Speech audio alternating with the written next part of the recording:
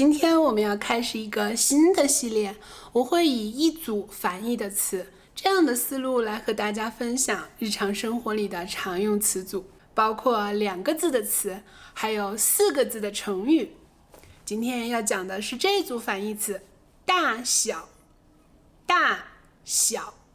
首先我们来看这2个字，大小。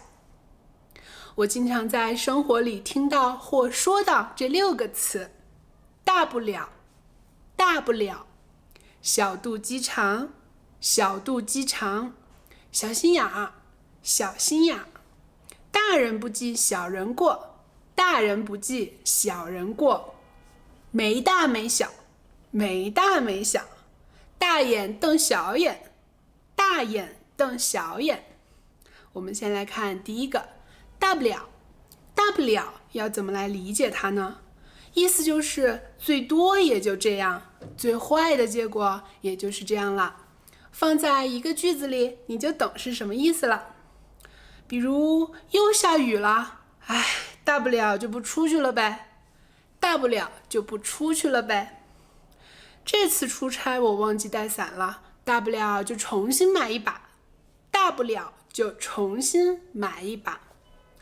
堵车了，赶不上电影怎么办呀？没关系，大不了就下次再看。堵车了，赶不上电影怎么办呀？没关系，大不了就下次再看。大不了就下次再看。我家停水了怎么办？大不了就去健身房洗澡吧。大不了就去健身房洗澡吧。接下来是大不了的否定用法。他又放你鸽子吗？别生气了，没什么大不了的。别生气了，没什么大不了的。没什么大不了，意思就是情况没有那么严重。他说要和你分手吗？没什么大不了的，我陪你出去走走吧。他说要和你分手吗？没什么大不了的，我陪你出去走走吧。没什么大不了的，我陪你出去走走吧。你知道吗？公司要裁员了。没什么大不了的，我正好想休假。没什么大不了的，我正好想休假。完了，我炖着汤呢，忘记拔插头就出门了。没什么大不了的，它煮好了会自动跳到保温。没什么大不了的，它煮好了会自动跳到保温。好，要自己试一下这2个词的使用哦。大不了，没什么大不了的。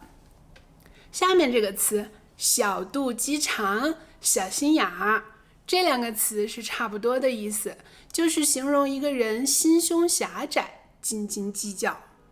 小心眼儿，也就是说心胸狭窄，很容易生气。比如他呀，特别小肚鸡肠，你要是和他吃饭，一定要把钱算清楚。他呀，特别小肚鸡肠。我跟你说过晚上要加班呀，你也太小肚鸡肠了，有什么好生气的？你也太小肚鸡肠了，有什么好生气的？我和他只是普通朋友，你别小心眼儿行吗？我和他只是普通朋友，你别小心眼儿行吗？和小心眼儿的人相处会觉得有些累啊，和小心眼儿的人相处会觉得有些累。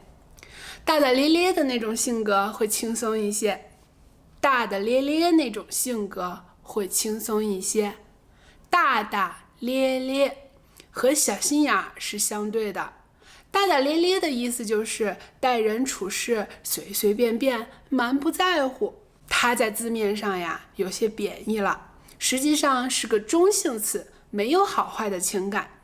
比如我会说我的性格有时候大大咧咧的，你说的那句话呀我根本就没在意。我的性格有时候大大咧咧的，你说的那些话我根本就没在意。接下来这个词，大人不计小人过。大人不计小人过。比如你惹朋友生气了，就可以假装自己是小人，找他求饶，就说你别生气了，大人不计小人过，可以吗？你别生气了，大人不计小人过，可以吗？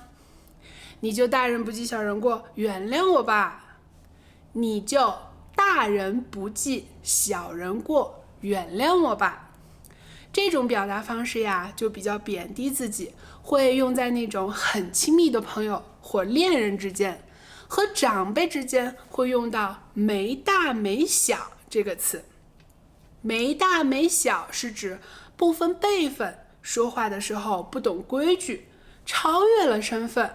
比如我妈会教育我说，长辈说话的时候你不要插嘴，没大没小的。你不要插嘴，没大没小的。外公训话你听着就好了，别没大没小的。外公训话你听着就好了，别没大没小的。别没大没小的。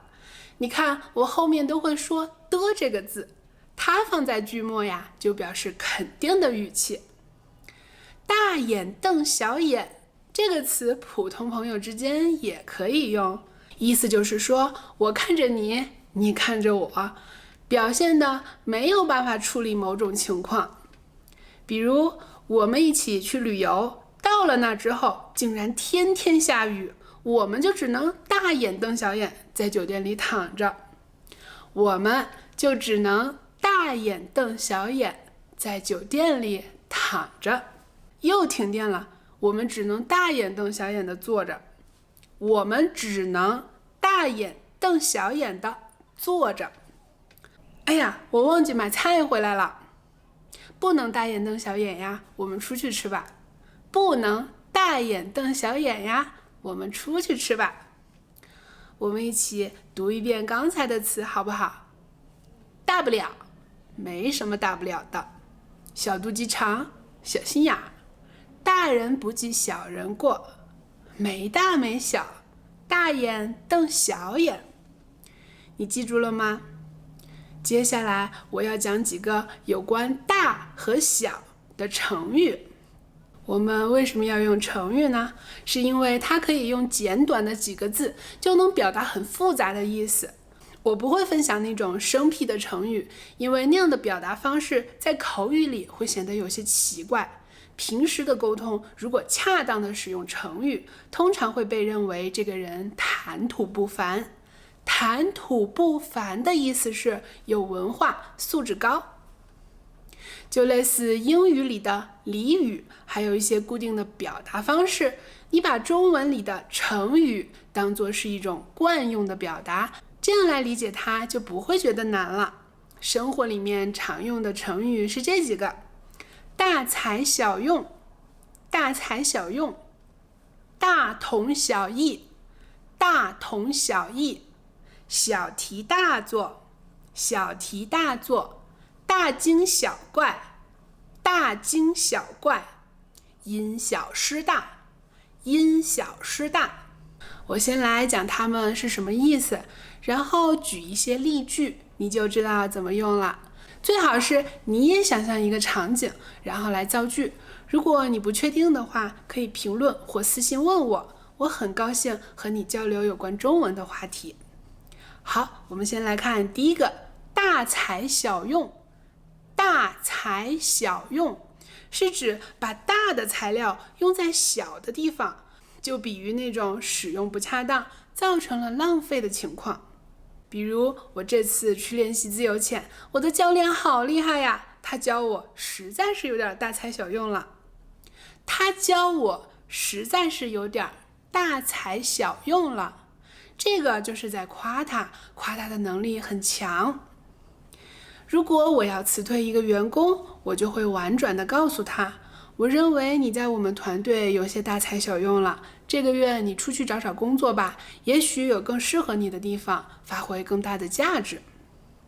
我认为你在我们的团队有些大材小用了，这个就不是夸他了，我假装公司的立场是委屈了他，实际上呢是他的工作表现不符合团队的要求。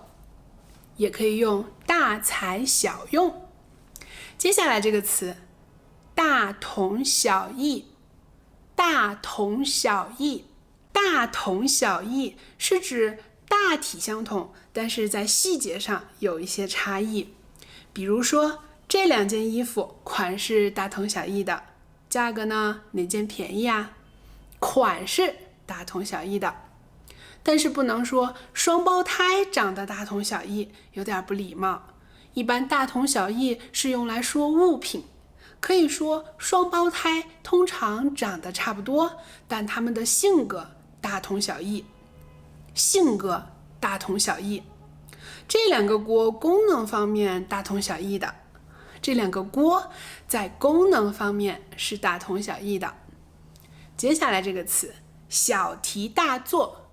小题大做就比喻那种把小的事情看成一件大的事情来处理，有故意夸张或不恰当的意思，通常表达某件事不值得或者没必要过分关注它。接下来呢是这个词，大惊小怪。大惊小怪就是对于那种没什么了不起的事情表现出过分的惊讶或奇怪，强调的是本来应该是正常的反应，但是被夸大了，过度了。比如，他只是每天下班去健身房而已，你不要大惊小怪的。你不要大惊小怪的。他只是每天下班去健身而已，你不要大惊小怪的。